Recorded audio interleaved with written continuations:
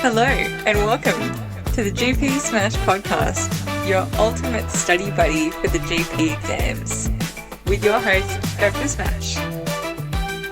And welcome to another episode of the GP Smash podcast, where today we are moving forward through the ophthalmology module from the RACGP's GP Learning website. Join me as I study through this. We are up to patient 6, who goes by the name of Nick. He's a 44-year-old gentleman, and he comes in saying he's got conjunctivitis and that he's tried Chlorcig, but it's not clearing up. Now, if you've been listening to this podcast, you'll know that a couple of episodes ago we did an episode on conjunctivitis because I had a patient who had this exact story. The only difference was instead of being a 44-year-old gentleman, he was a 4-year-old boy. But we've done a bit of study on conjunctivitis, so hopefully we'll have a base to work with here. And we're going to learn a little bit more, and then we're going to move on to the next patient. Now today's episode will be relatively brief because I have to get to work and put all this stuff into practice. But just so you know, these streams happen regularly. When I say these streams, what do I mean? If you're listening on the podcast, you're just listening to the audio, and that's great. But for your information, I stream live study sessions almost daily on twitch.tv/GP Smash podcast. And if you're not able to catch me live at twitch.tv/GP Smash podcast, you can also catch me or catch the recordings of these study sessions where you get to see the diagrams and visual aids and how I actually create the podcast by going to YouTube and searching GP Smash podcast on YouTube. You'll find me there too. But without further ado, let's get into this. So what's the first step in evaluating Nick, it asks? Well, look, the first thing is he says he's got conjunctivitis. But I would say, we need to actually drill down and understand why he thinks he's got conjunctivitis and see whether or not we, as the doctor, agree with him. So if it's conjunctivitis, what would we expect? Well, firstly, we would expect that there's a few different kinds of conjunctivitis, those being allergic, where typically it's not going to have that sort of pyrulent discharge with crustiness on the eyelids, but it'll be more of a mucoid or watery discharge associated with an itch. Again, listen to the podcast or watch the video from a couple of days ago to get more information about this. Or it could be a viral cause, typically an adenovirus, and often associated with an upper respiratory tract infection. So we could ask him whether he has an upper respiratory tract infection as well. And that would be more common in adults. Whereas bacterial conjunctivitis, which is usually unilateral but then can be bilateral as well, would more so have that sort of pyrulent discharge and crustiness on the eyelids, but that's more common in children. Not to say it can't happen in adults. There are also some other types of conjunctivitis, especially those that are associated with STIs, like gonorrhea and I believe chlamydia. So those are some special types, and there you'd be looking particularly in the gonorrheal type for copious pyrulent discharge. But I'm not going to go over an entire, conjunctivitis review here. We'll get some key points. But those are some things to keep in the back of our mind. Chlorcig is chloramphenicol. It's a topical antibiotic, and used drop every 2 hours the first couple of days, or every 4 hours for up to 7 days after that. But essentially, one of the other important factors that we learned in the previous video about conjunctivitis was that you need to make sure it's conjunctivitis and not keratitis or inflammation of the cornea. Now, the conjunctiva is in fact continuous with the cornea. The epithelium of the conjunctiva is continuous with that of the cornea, but if it's corneal inflammation, it could be different causes of keratitis and corneal inflammation that can lead to corneal scarring or ulceration or even endophthalmitis, loss of vision. So things which it's associated with loss of vision or severe headache, photophobia, can actually trigger you to think of something more severe than conjunctivitis, which is typically not so severe. So first step in evaluating Nick, as far as I'm concerned, is to ask him some of those questions. Do you have this crusty discharge in the eye or not? Is it unilateral, bilateral? Is it itchy? Is it associated with an upper respiratory tract infection? Is there a possibility of associated sexually transmitted infection? And is there photophobia, severe headache, worsening vision, etc.? Now, let's get some information from the actual module. Basically, they haven't given us a lot there. to work with. So let's go next and see. So on assessing him, you find that the sclera are white. Okay, well, if the sclera are white, fair enough, but typically you sort of see some more reddening of the sclera. It would appear like reddening sclera, but it's actually the conjunctiva that's inflamed in conjunctivitis, as the name suggests. The lids are slightly swollen and erythematous. There are flecks of golden crust on the eyelashes. That probably tends towards a bacterial conjunctivitis.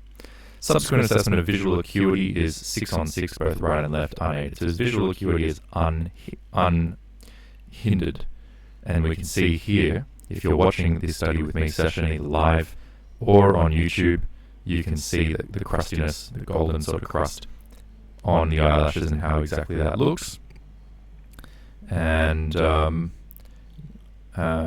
just give me one moment, making sure that there's no questions in the chat box on the stream. If there are, or if you're listening and you want to join the chat in future, again, it's on twitch.tv that you can do that. Okay, now, the probable diagnosis I would say would be, I would have said a bacterial infection. They're saying here blepharitis, complicated by a staph infection. Now, blepharitis is a condition that affects the eyelids. Note, they haven't said conjunctivitis. And for me, the tip-off for that was that the sclera are white. So blepharitis, if we actually get a little bit more information on this, what is it? And specifically, what is it compared to conjunctivitis? Now, blepharitis is basically inflammation of the eyelids rather than of the conjunctiva, which is what conjunctivitis is. Now, blepharitis is often associated with rosacea, which is a skin condition, and it does lead to symptoms like redness, itching, irritation, and crusting along the eyelid margins. So you don't need to have conjunctivitis to have crusting of the eyelid margins. Blepharitis can do it. Okay, so in terms of the probable diagnosis, we disagree with Nick. Nick came in saying he's got conjunctivitis, but we actually think that he's got blepharitis. And the question is, does it matter? In other words, if it's conjunctivitis, we would treat with chloramphenicol or Chlorcig. Can we also use Chlorcig in the treatment of blepharitis? And that's probably not what we would do. I actually think, I know with rosacea, I believe you can use doxycycline, but I'm not sure in terms of blepharitis, because if it's a staphylococcal infection, why not use a penicillin? So let's try and find out what's the treatment for blepharitis, and we'll go from there. Of course, warm compresses and lid hygiene can be important. But what antibiotics specifically would we be considering? Erythromycin is one of them, and doxycycline is also potentially one of them. So I might not be too far off here. So let's actually see what they reckon. So yeah, regular lid hygiene, warmth, massage, and cleansing, and a dilute solution of shampoo. Well, that's a little bit of a somewhat of a insufficient answer as far as I'm concerned. So what I'm actually going to do is log into the therapeutic guidelines and find out what they say about blepharitis. Okay, so I'm pausing the podcast so we don't need to waste time when we go back and review, when we're listening to this podcast study notes. We don't need to waste time, but if you're here doing the live study with me or watching this, it's good for you to know that these little periods of downtime where I'm doing bits of research and that, I cut them out of the podcast. So when you listen to the podcast, it's straight to the point. You hit the main points that you need to remember and learn, and it's a pretty good way to study. So I'm finding it very helpful myself in my real practice. I hope that you will also find it quite helpful. All right. And let's see here. So let's search in here for blepharitis. We're in the therapeutic guidelines right now. Something that everyone is familiar with. There is also another place we could go, which would be the pathways, health pathways, community pathways, whatever it's called. All right, so we're starting with the diagram of the eye. You know it's always good to review this. The retina is at the back, and the vitreous humor is here. Here we've got the lens, aqueous humor in the anterior chamber. Here's the iris, the cornea at the very front. eyelash here and eyelid. The orbital septum is up here, behind the orbicularis oculi. The sclera is this white fibrous part of the eye. And you've got the tarsal glands, or the meibomian glands. Okay, and then they've got the front view here as well. But let's get down to the management of blepharitis. In fact, we have a couple of answers. Eyelid hygiene is the mainstay therapy, and it consists of warm compresses to the eyelids daily for 2 to 5 minutes, okay, with eyes closed, to soften the crust, and then gentle scrubbing of the lashes, potentially with a sodium bicarb solution. So you get a teaspoon of sodium bicarbonate in 500 ml of freshly boiled and then cooled water. Baby shampoo solution, 5 drops in 100 ml of freshly boiled and then cooled water. Or you could get proprietary eyelid solutions and wipes. Basically, really trying to clean the eyes and eyelids in so doing. Now, as for using chloramphenicol or topical antibiotics, the efficacy is uncertain, but if it's anterior blepharitis, and if symptoms aren't controlled despite eyelid hygiene, you can give it a go. So that is the official recommendation here of the therapeutic guidelines is toss a coin. It may work, it may not. Give it a go for anterior blepharitis. And for posterior blepharitis, it says systemic antibiotics are used. And that's mainly for their anti-inflammatory effect. Which is interesting, because if you just wanted an anti-inflammatory effect, couldn't you use something else, like an anti-inflammatory drug? Like a specific anti-inflammatory drug? Like, why would you have to use an antibiotic, particularly in the age of antibiotic resistance? And it's a question I'm going to put to ChatGPT, because we're not going to find it, I don't think, in the therapeutic guidelines here. Indeed, we're not. Now, there are potentially efficacy of doxycycline. We could look on an article like this, like going into the references that the therapeutic guidelines provide. And again, just to remind you, none of this is going to be in the podcast. This is just, we're going deep. We're diving a little bit deeper here. So in this, they compare the effects of doxycycline and tetracycline hydrochloride on the subjective symptoms in ocular rosacea, which often involves blepharitis. The 24 patients were assigned to 2 groups, either doxycycline or tetracycline. The dosages were gradually tapered and discontinued according to symptomatic response. At each exam, all manifesting symptoms were scored by the patients. They were followed up 6 weeks to 3 years. After 6 weeks, all patients but one had symptomatic improvement, so they seemed to work. Although most of this, but there's no placebo control here, and it's a very, very, very, very small trial. Although most of the scores and symptoms were significantly decreased in both groups, greater symptomatic relief occurred in the tetracycline hydrochloride treated patients. However, after 3 months, there was no significant difference in symptoms between both groups. GI complications occurred in 2 of the 16 patients, and in 3 of the 8 in the other group. So both of them can control symptoms of ocular rosacea. Well, that really doesn't answer my question. So I'm now going to ask ChatGPT. I'm going to say, it seems to me that the use of doxycycline or macrolide antibiotics for the treatment of posterior blepharitis, and by the way, what's the difference between posterior and anterior blepharitis? That's not clear to me. Is there a posterior eyelid and an anterior eyelid? I'm not sure. But it seems to me that the use of these antibiotics, the treatment of blepharitis, is primarily targeted at reducing inflammation. Why not just use a dedicated anti-inflammatory drug like an NSAID or a steroid, especially in the age of antibiotic resistance and antimicrobial stewardship? That's my question. Of course, I'm putting it to ChatGPT just to see what sort of ideas come up. Alright, now ChatGPT says you're correct. The use of antibiotics like doxycycline and the macrolides in the treatment of posterior blepharitis is often aimed at reducing inflammation rather than targeting bacteria. And it gives us a bit more information here that posterior blepharitis, also known as meibomian gland dysfunction, is characterized by dysfunction or obstruction of the meibomian glands, which are responsible for producing the oily component of tears. Good to know there's an aqueous component and an oily component.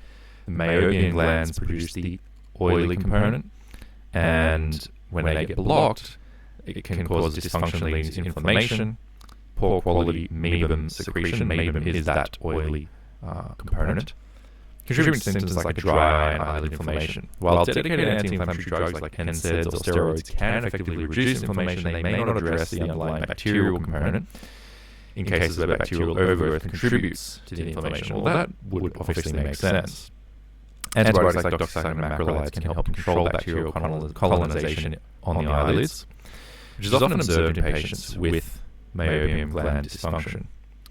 By targeting both inflammation and bacteria, these antibiotics can provide comprehensive treatment for posterior blepharitis.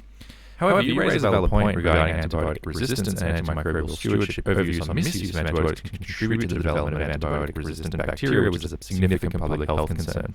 And in recent years, there's been increasing awareness about this and the need for judicious antibiotic prescribing. In cases where the bacterial component of posterior blepharitis is minimal, or if there are concerns about antibiotic resistance, then you might prefer topical anti-inflammatories, including steroids or cyclosporin. I don't know about that, to reduce inflammation. Lid hygiene measures are the mainstay, and perhaps even omega-3 fatty acid supplements promote a healthier lipid layer in tears. So I would imagine that's things like fish oil, potentially, which is interesting, but I'm not sure it's something I would necessarily do. Now, I'm going to ask again, because I think I didn't answer, what's the difference between posterior and anterior blepharitis, and then I'll probably have enough information to get back into the podcast. All right, so let's look at this quickly. So anterior blepharitis and posterior refer to different locations of inflammation along the eyelid margins. So anterior affects the outer portion of the eyelid, specifically the base of the lashes, and then the skin of the eyelid margin.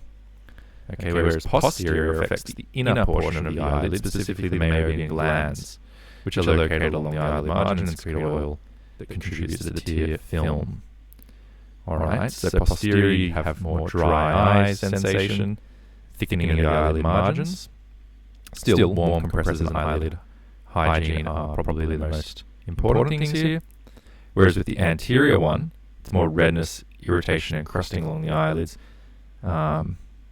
And that's kind of somewhat important to know. So the most common causes of anterior would be Staphylococcus aureus or seborrheic dermatitis, whereas the posterior one, where you actually have blockage of the meibomian glands, is, well, that's actually the primary cause. So that's what's different about them. So, okay, we've learned a little bit there. If we were to go back to the module, let's go back here. Okay, is chloramphenicol effective in treating blepharitis? Well, do we have an answer? Not really. I mean, yes and no. It's 50-50. According to the therapeutic guidelines, it's take a guess. So what I'm going to do is go back to the podcast, see where we got up to here, and try and make it a more listenable, effective podcast. So let's see. Okay, so in terms of probable diagnosis, we disagree with Nick. Nick came in saying he's got conjunctivitis, but we actually think... I know with rosacea, I believe you can use doxycycline, but I'm not sure in terms of blepharitis, because if it's a staphylococcal infection, why not use a penicillin? So let's try and find out what's the treatment for blepharitis, and we'll go from there. All right, so I'll cut that part of the podcast right there.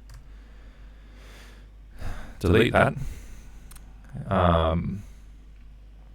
And I'll actually put in a little bit of music here. It's always good to have a little bit of music, and we're getting to the point of time where the stream's almost going to come to an end. So, which is perfectly fine. Copy this, paste this a few times.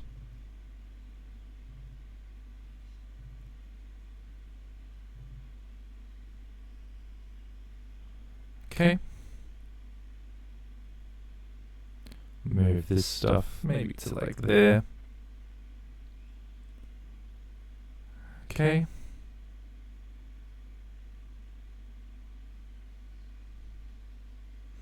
fade that in. And we're going to fade it out as well. Alright. And here we go. So we're looking at the treatment.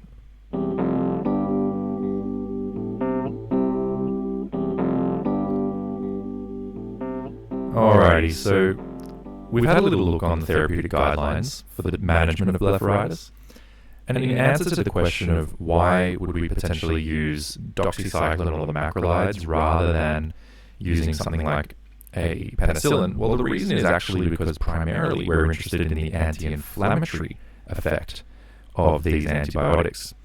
So, and we know that doxycycline and some of the macrolides tend to have a good anti-inflammatory effect. Now, doxycycline is in fact the first line. The reason you use, say, erythromycin is if you're going to be using it in pregnant women or children or breastfeeding women. Okay, those people, you give erythromycin, you don't give them doxycycline because it's not safe in those circumstances.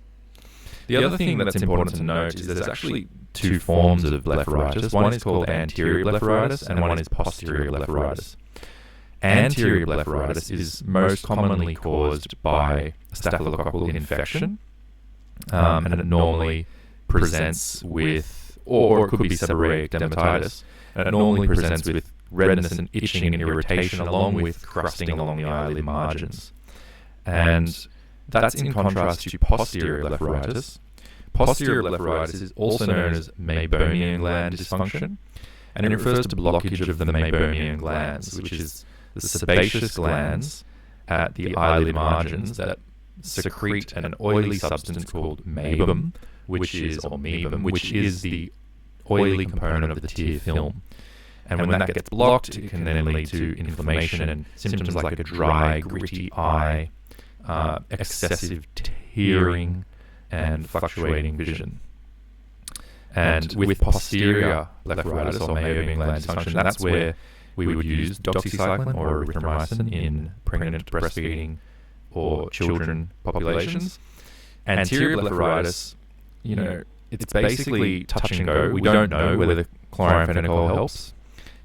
It may or it may not, and essentially the therapeutic guidelines say start off with eyelid hygiene. That is the mainstay treatment of blepharitis. So that means warm compresses to the eyelids. It means gently scrubbing the eyes, possibly with a sodium bicarbonate solution, which is diluted, or a baby shampoo solution. And you do that twice daily for a week or two. And if it's not controlled, then you can try chloramphenicol and see how you go. But there's no evidence that it's going to help, but you can give it a go nevertheless. So that's essentially where we got to with that. And it might be where we leave this podcast because the next patient is Jill. But I don't think we're going to have time to see her, even though she's got this funny lump on her eyelid and she thinks she's going to need antibiotics. I don't think we're going to have time because I have to go to my job and see some real patients. So we will get to the end of this ophthalmology module eventually. If you have the time, it's hard for me to say exactly when I'm going to be streaming next. If you've enjoyed the podcast, that's great. But you can come and join me for a live study session at twitch.tv/GPSmashPodcast. You can watch the study session video after the fact at YouTube or on Twitch. Or you can simply listen to the podcast. That's completely fine. You can do all three as well if you want to be revising what we're learning. In any case, hope you have a good day. We'll be back soon, and I will announce a more regular schedule so you'll know when I'm going to be streaming, and you can join me more easily. Until then, keep well, and have a great day. Bye for now.